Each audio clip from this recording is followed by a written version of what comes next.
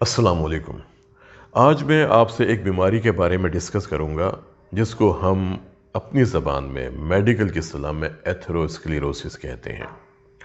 Atherosclerosis वो बीमारी है जो दिल की, दिमाग की, गुर्दे की, जिगर की, टांगों की, यानी जहाँ जहाँ आर्टरीज़ होती हैं उन्हें तंग करती है। जब इन नालियों की तंगी होती है तो खून के बहाव में रुकावट आती है। खून इतना नहीं मिलता दिल के पट्टों को या दिमाग को या गुर्दे को या जिगर को या टांगों को, और इस वजह से फिर अलामात शुरू हो जाती हैं। एथेरोस्क्लेरोसिस आपके लिए यकीनन एक नया लफ्ज़ होगा, क्योंकि आप शुगर के हवाले से तो बहुत सुनते हैं, हाई ब्लड प्रेशर के हवाले से भी आप जानते हैं, हार्ट अटैक को भी आपने सुना है, एंजाइना को भी आप जानते हैं, मैदे के मर्ज़ के बारे में भी आप जानते हैं, किसी को लकवा हो जाए, फालिज हो जाए, वो भी आप जानते हैं। इन तमाम बीमारियों के पीछे जो बीमारी है वो है एथेरोस्क्लेरोसिस। इसका मतलब ये है खून की नालियों की दीवारों की अंदरूनी तह में चिकनाई का जम जाना। एथेरोमा, एथेरोमा का मतलब होता है दलिया। जैसे पॉरिज होते हैं ना, तो दलिया का जो दाना होता है उसे एथेरोमा कहते हैं। और जब ये नाली की अंदरूनी सतह पर अगर ये जमना शुरू हो जाए, फिर ये एक प्रोसेस होता है और ये बढ़ता बढ़ता फिर इसमें कोलेस्ट्रॉल जमा होना शुरू हो जाता है, कुछ धागे होते हैं और कुछ खून के खलिए होते हैं, फिर कैल्शियम इसमें आ जाता है, ये एक प्लाग बन जाता है और फिर प्लाग जो होता है वो नालियों को तंग कर देता है। एक मिसाल मैं आपको देना चाहूँगा। घर में पानी का पाइप होता है, जब आप बाज़ार से ख़रीद के लेके आते हैं तो वो कितना नरम होता है। अगर हम उसकी एहतियात नहीं करते, हम उसको धूप में डाल देते हैं, बारिशों में डाल देते हैं, तो उसकी दीवारें सख्त हो जाती हैं, वो भुरभुरा हो जाता है, वो फटने लगता है। जब हम उसको नलके के साथ लगाते हैं और अगर नलके में पानी का प्रेशर ज़्यादा हो जाए तो ये पाइप फट सकता है। बाज़ औक़ात आप देखते होंगे कि इस पाइप के अंदरूनी सतह पर चीज़ें जमा हो जाती हैं, वहाँ पर कोई फंगस भी लग सकती है और भी चीज़ें वहाँ पर जमा हो सकती हैं। इसी तरह हमारे जिस्म में जो नालियाँ होती हैं उनके अंदर भी यही कुछ होता है अगर हम इनकी एहतियात ना करें, क्योंकि हमारी नालियाँ लोहे की नहीं बनी, स्टेनलेस स्टील की नहीं बनी, ये सॉफ्ट टिश्यूज़ की बनी होती हैं। इनके अंदर खून गर्दिश करता है, इनमें खून का बहाव होता है, खून का धारा होता है जो हमें ज़िंदा रखता है। क्योंकि अगर खून का धारा है, अगर खून का बहाव है तो ज़िंदगी है। जिस दिन ये धारा रुक जाए फिर वही मौत होती है। तो हमने सोचा कि आपको एथेरोस्क्लेरोसिस के हवाले से बताया जाए कि एथेरोस्क्लेरोसिस होता क्यों है, नालियाँ क्यों सख्त होती हैं हमारे जिस्म की, चाहे वो हमारे दिल की नालियाँ हों या हमारे दिमाग की नालियाँ हों। जैसे मैंने पहले बताया, गुर्दे की नालियाँ या जिगर की नालियाँ या पाँव की टांगों की नालियाँ। और इसके पीछे एक लंबी कहानी, इसके पीछे लंबी वजूहात, शुगर की बीमारी, हाई ब्लड प्रेशर, तंबाकू का इस्तेमाल किसी भी शक्ल में, चाहे आप निस्वार लें, आप सिगरेट पिएं, इलेक्ट्रॉनिक सिगरेट पिएं, पाइप पिएं, सिगार पिएं, पान में तंबाकू रख के खाएं, ये नालियों की सेहत के लिए सबसे ख़तरनाक चीज़ है तंबाकू नोशी। हुक्का भी आपकी सेहत को नुकसान पहुंचा सकता है। आपने देखा होगा अक्सर तंबाकू नोश टांगों में दर्द की शिकायत करते रहते हैं। उसकी वजह कि टांगों की नालियों की सख्ती हो जाती है, पाँव ठंडे हो सकते हैं और अगर खुदा ना खास्ता वहाँ पर क्लॉट आ जाए तो गैंग्रीन हो सकती है, पाँव काटने पड़ जाते हैं। जिस तरह शुगर के मरीज़ों में होता है कि उनमें भी नालियों की तंगी हो जाती है, नालियों की बीमारी हो जाती है।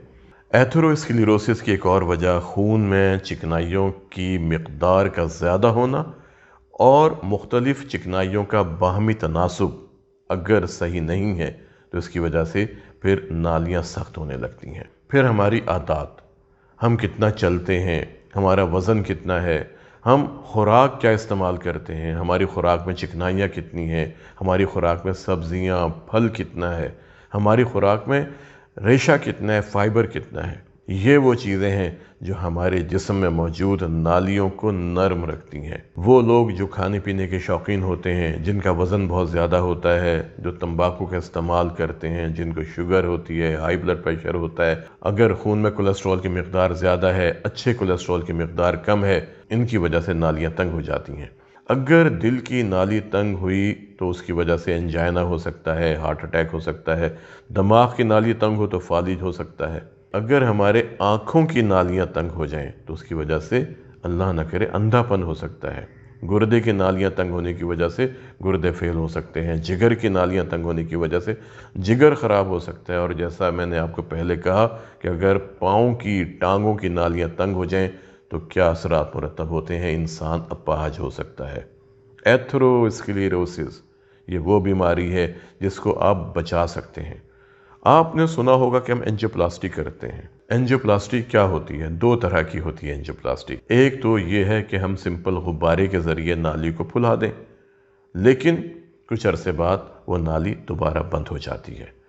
پھر ہم کیا کرتے ہیں کہ اس نالی کے اندر اس کو پھلانے کے بعد غبارے کے ذریعے ہم ایک ٹیوب ڈال دیتے ہیں، جالی نما ٹیوب، جسے ہم کہتے ہیں سٹینٹ، اور یہ سٹینٹ پھر خون کے بہاؤ کو بہتر کرتا ہے۔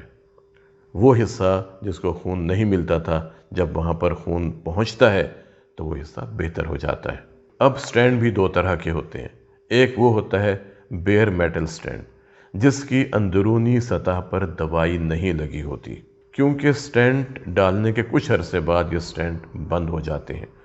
تو اس کا حل یہ نکالا گیا کہ سٹینٹ کی اندرونی سطح پر جو ایک تہہ جمتی ہے، جو ٹیشو آتا ہے، اس کو جمنے نہ دیا جائے، اس کو وہاں پر آنے نہ دیا جائے، تو سٹینٹ کی اندرونی سطح پر ایک دوائی کی لیئر لگا دی جاتی ہے۔ اسے ہم کہتے ہیں ڈرگ ایلیوٹنگ سٹینٹ، ڈیس۔ آپ نے اکثر دیکھا ہوگا جن کی انجیوپلاسٹی ہو چکی ہے کہ ان کے فائل پہ لکھا ہوتا ہے ڈیس ڈرگ ایلیوٹنگ سٹینٹ۔ لیکن ایک بات آپ ذہن میں رکھیں کہ جب ہم نے انجیوپلاسٹی کر دی، چاہے ہم نے بیلون کے ذریعے نالی کو کھولا یا ہم نے اس میں سٹینٹ ڈالا، یہ ہم نے ایک وقتی سہارا دیا، کیونکہ جو بیماری ہے ایتھروسکلیروسس وہ تو اپنی جگہ پر موجود ہے۔ ہم جب تک نالیوں کی تنگی کی بیماری کو ختم نہیں کریں گے، ایتھروسکلیروسس، کیونکہ وہ پروسیس تو چلتا رہتا ہے۔ اگر ہم یہاں پر فرض کریں میں سٹینڈ ڈالتا ہوں اس نالی کے اندر، یہاں میں نے سٹینڈ ڈال دیا ہے، لیکن یہ آگے سے تنگ ہو جائے گی، یہ سٹینڈ کے پیچھے تنگ ہو جائے گی، یا سٹینڈ بند ہو جائے گا۔ تو ہمارا کام یہ ہے کہ ہم ایتھروسکلیروسس کو کنٹرول کریں۔ ہم نے جب اس بیماری کو قابو کر لیا تو پھر ہم انجائنا، ہم ہارٹ اٹیک، ہم فالج، گردوں کی پرابلمز، جگر کے مسائل اور ٹانگوں کی تنگی کے مسائل سے اپنے آپ کو بچا سکتے ہیں۔ اور ہم نے کرنا کیا ہے؟ سب سے پہلے آپ کی خوراک۔ آپ کی خوراک سادہ ہونی چاہیے۔ موسم کے پھل، موسم کی سبزیاں، مچھلی، دریائی مچھلی اگر میسر ہو تو، دالوں کا استعمال، فائبر آپ کی خوراک میں زیادہ ہونا چاہیے۔ گوشت کا استعمال کوشش کریں کم سے کم کریں، لیکن اگر آپ بہت شوقین ہیں تو کوشش کریں کہ بکرے کی گردن کی 2 بوٹیاں چھوٹی چھوٹی آپ کھا سکتے ہیں۔ اگر آپ گاؤں دیہات میں رہتے ہیں تو وہاں پر آپ اپنے گھروں میں دیسی مرغیاں پال سکتے ہیں۔ دیسی مرغ کا گوشت آپ کی صحت کے لیے بہت اچھا ہوتا ہے اگر آپ اس کو بھاپ میں بنا کے استعمال کریں۔ مچھلی، دریائی مچھلی آپ کی صحت کے لیے بہت مفید ہے۔ اسی طرح ٹیونا، سیلمن، میکرل، بلو فش، ٹراؤٹ جو اگینسٹ اسٹریم جاتی ہے، دریا کے اندر پہاڑی علاقوں میں پاکستان میں ہوتی ہے، اس کو آپ بھاپ میں بنا کے لیں۔ کوشش کریں کہ آپ کی خوراک میں چکنائیاں بہت کم ہونی چاہیے، خاص طور پہ مکھن، گھی، بازار کے گھی، بازار کے تلے ہوئے کھانے، بیکری کی چیزیں، ڈیپ فرائیڈ چیزیں، آلو کے چپس، بازار کے بنے ہوئے، گھر میں بنے ہوئے، یہ دل کے مریضوں کے لیے اچھے نہیں ہوتے۔ پیٹ بھر کے کھانا آپ نے نہیں کھانا۔ کھانا کھانے کے بعد آپ نے 2 گھنٹے تک آرام کرنا ہے، اور آپ نے اپنے آپ کو ٹیسٹ نہیں کرنا کہ دوڑ لگا کے دیکھیں کہ ہم کیسے ہیں۔ آپ اپنے وزن پہ نگاہ رکھیں۔ آپ کا وزن آپ کی جسامت اور آپ کے قد کے لحاظ سے مناسب ہونا چاہیے۔ ہم نے پہلے پروگرام میں پورا کلیہ بتا دیا تھا کہ وزن کو کس طرح کیلکولیٹ کیا جاتا ہے۔ تمباکو نوشی کوشش کریں مکمل طور پر بند کر دیں، کیونکہ تمباکو کا استعمال خون کی نالیوں کی صحت کے لیے بہت نقصان دہ ہے۔